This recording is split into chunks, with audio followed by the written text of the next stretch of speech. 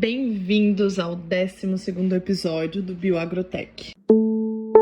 Se você é novo aqui, eu me chamo Isabela Tavares, sou biotecnologista, entomologista e trabalho com produtos biológicos há mais de 10 anos. E primeiramente eu gostaria de agradecer a cada um de vocês que compartilha, que curte, que segue a gente no Instagram. E eu queria compartilhar rapidamente com vocês que eu lembro no dia que eu pensei na ideia do podcast. Eu me achei um pouco doida, mas cá estamos nós, com mais de 130 seguidores no Instagram, quase 40 seguidores aqui no Spotify. E isso é muito significativo pra mim. Que talvez você esteja aí tomando seu café da manhã, dirigindo, que particularmente viajar é o meu momento de escutar meus podcasts baixados, assim.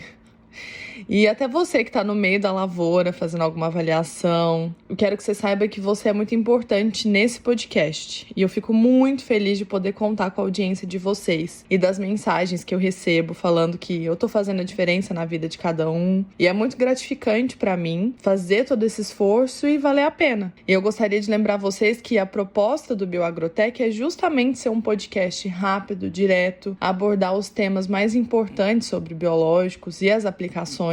E meu objetivo é ajudar os produtores ou as pessoas que, assim como eu, trabalham no meio agro e que gostariam de entender melhor sobre esses micro-organismos. Porque eu tenho certeza que juntos a gente faz muita diferença no manejo agrícola do produtor. E se você é produtor, tenho certeza que você sabe a diferença que o biológico faz no seu manejo agrícola ou quer entender melhor para poder colocar em prática. A ideia que eu sempre falo para vocês é que você não sai um especialista, e sim que você conheça pelo menos algumas características do micro-organismo que você quer utilizar na lavoura ou que você pensa em atribuir para esse produtor um novo manejo e que você saiba argumentar se for necessário e ter aquela pulga atrás da orelha para pesquisar mais sobre o assunto. E entender que o mundo dos biológicos ele é muito amplo. Eu, inclusive, sempre penso, nossa, acho que faltou alguma coisa nesse episódio. Mas é que a gente fala de uma maneira mais rápida, mais abrangente. E também, qualquer dúvida, vocês podem mandar no DM do Instagram, deixar os comentários aqui na caixinha do Spotify, eu respondo vocês. Então, aqui é para ser um local de troca. Mesmo se você é especialista nesse micro-organismo, também deixa aqui as suas considerações. Eu acho que é isso que falta no nosso meio hoje. Trocar essas informações, conversar mais pra gente aprender juntos. E hoje a gente vai falar sobre um gênero de bactérias que inclusive alguns de vocês deixaram nos comentários do Instagram, que é um gênero de bactérias cheio de potencial e pouco falado, que são as Chromobacterium. E a gente também vai falar especificamente sobre duas espécies, a Chromobacterium violaceum e a Chromobacterium subtsugi. É um nome meio diferente, mas qualquer coisa vocês pesquisam aí no Google para ver como se escreve. Mas aqui a nossa ideia é entender como que elas agem, que são contra insetos, descobrir algumas curiosidades e também ver como que elas estão sendo utilizadas no campo. O meu primeiro contato com essas bactérias foi numa empresa que eu trabalhei, que trabalhava com um farm, e eu lembro que a produção dela sempre foi algo muito crítico, sendo bem sincera com vocês. E hoje eu quis trazer justamente para a gente entender um pouquinho mais sobre esse gênero, que pode trazer um resultado incrível, mas que a gente tem que entender a sua ação e como utilizar também. Bom, para entender mais sobre as Chromobacterium, elas pertencem a uma família chamada Chromobacteriaceae e faz parte de um grupo maior, que são as beta-proteobactérias, que são micro-organismos que eles adoram viver livremente, né? São bactérias de vida livre. E, principalmente, elas estão presentes no solo, na água de regiões mais quentes, que são tropicais e subtropicais. E elas têm formato de bacilos. Lembra que a gente já comentou, né, sobre o formato de bastonete? E é uma característica importante para a classificação é que elas são bactérias gram-negativas, que inclusive a gente já comentou no episódio de Azospirillum e Bradyrhizobium. Então, se você não escutou, volta lá e escuta para você ficar por dentro. E elas têm uma rápida movimentação, porque assim como pseudomonas, elas também se movem usando os flagelos. E geralmente elas têm um flagelo principal em uma das pontas, mas algumas espécies podem ter outros flagelos laterais para dar mais uma turbinada ali na locomoção. Metabolicamente falando, elas são bem versáteis. Elas conseguem viver tanto com oxigênio, que são bactérias aeróbicas, quanto sem ele, que são anaeróbias facultativas. E também isso dá uma boa vantagem adaptativa. Diferente de outras bactérias, elas não formam esporos, aquelas estruturas super resistentes que eu comentei também no nosso episódio sobre bacilos. Mas o que realmente chama a atenção em muitas delas, como na famosa Chromobacterium violaceum, é a produção de um pigmento roxo, que é a violaceína. Esse pigmento dá uma cor violeta bem intensa e quase metálica para as colônias quando elas crescem em laboratório. E é um verdadeiro show de cores. Depois vocês pesquisem no Google, enfim, no Google Imagens, que ele mostra essa cor bem roxa, forte. Mas olha que interessante, nem toda a Chromobacterium ela produz essa cor. Algumas elas são mais discretas. Elas têm outras cartas na manga, por assim dizer, né? Algumas conseguem transformar nitrato em nitrito. Algumas podem ter até atividade hemolítica, ou seja, consegue quebrar as células do sangue, embora isso seja muito mais relevante para contextos médicos. Tá, mas agora que a gente já conhece a família Chromobacterium em geral, a gente vai focar nessas duas espécies em destaque, que é a Violaceum e a Subtsugi. Elas compartilham características gerais que a gente já comentou,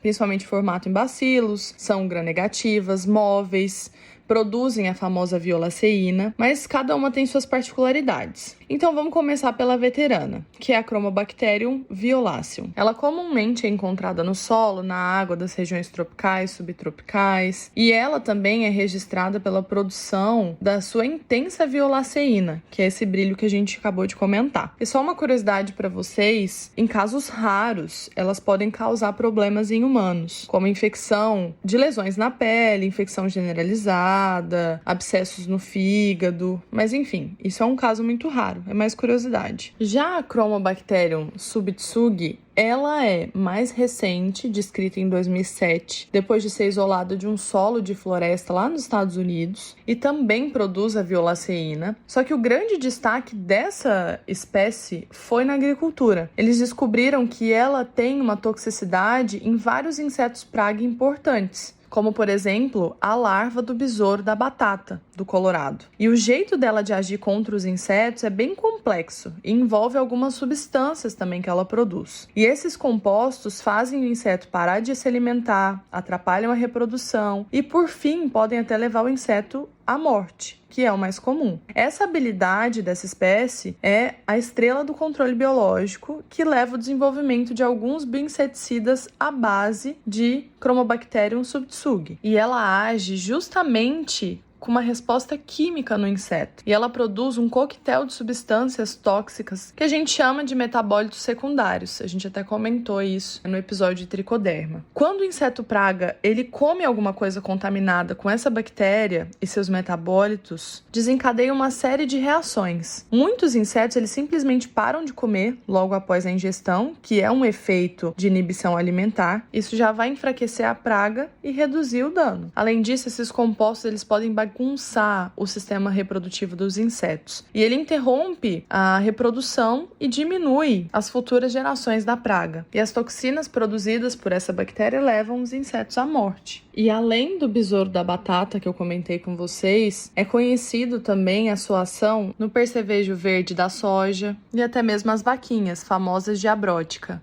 Também a larva alfinete, que é uma grande praga do milho, e até mesmo alguns outros artrópodes, como ácaros, e até alguns registros a gente encontra em cigarrinha do milho. Existem até alguns registros que comentam que a violaceína ela ataca outras bactérias. Mas como? Principalmente através das membranas, aquela pele da bactéria, né, que envolve ela. E da forma que a violaceína se encontra com essa membrana, ela se infiltra, desorganiza tudo e causa alguns vazamentos e basicamente destrói a integridade da célula. E o mais interessante é que funciona até contra bactérias resistentes, aquelas que ficam dormentes, mas escapam dos antibióticos comuns. E olha que a violaceína é conhecida desde os anos 40, mas só agora que a gente está entendendo como ela realmente funciona em detalhes. E existem até alguns estudos que mostram o gênero Chromobacterium utilizado para limpar ambientes contaminados, como, por exemplo, removendo alguns metais pesados como chumbo, que é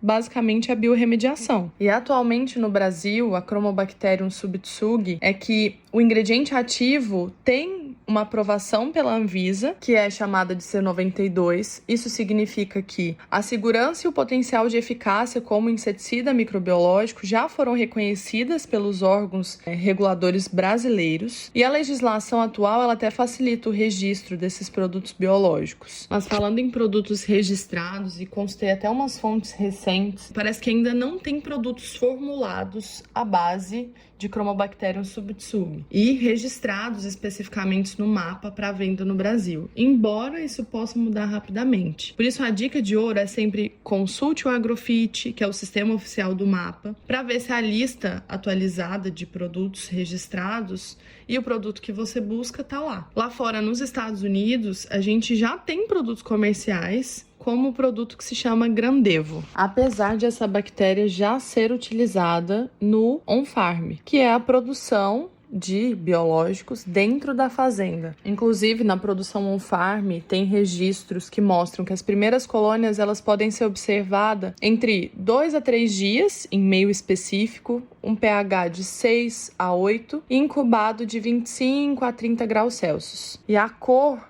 roxa da violaceína, ela pode aparecer entre 72 a 96 horas de incubação. Já existem algumas instituições e empresas dando suporte com protocolo para fazer multiplicação em larga escala. É uma forma de ter acesso à tecnologia, mesmo sem ter o produto comercial pronto, mas é claro que exige conhecimento, cuidado para garantir a qualidade e a segurança do que está sendo produzido. E a Chromobacterium violaceum, a gente não tem registro ou indicação de uso dela como bioinseticida agrícola no Brasil, e nem comercial, até mesmo no on-farm. O foco dela continua sendo mais pesquisas básicas e outras aplicações biotecnológicas. E a dica da semana tem tudo a ver com a violaceína que a gente comentou no episódio inteiro. Na verdade, essas bactérias, além da violaceína, elas produzem várias enzimas que ajudam a sobreviver e interagir no ambiente. Por exemplo, a produção de catalase e oxidase, que ajudam na respiração e proteção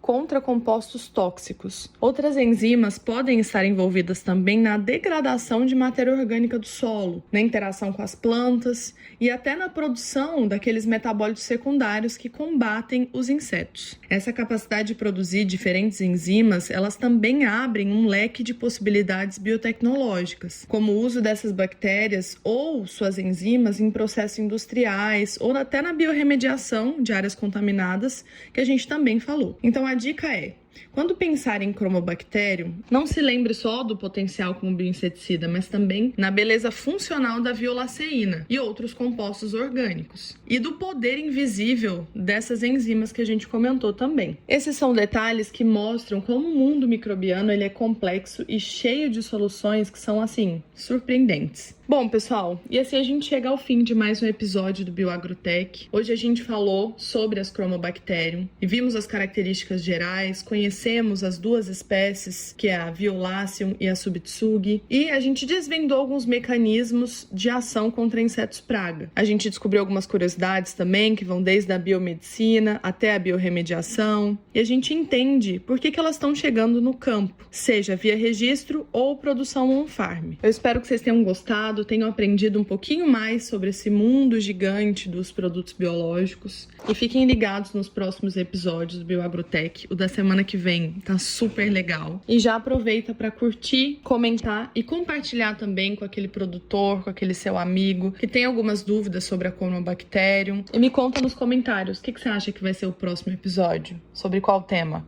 Então, até quarta que vem. Tchau, tchau!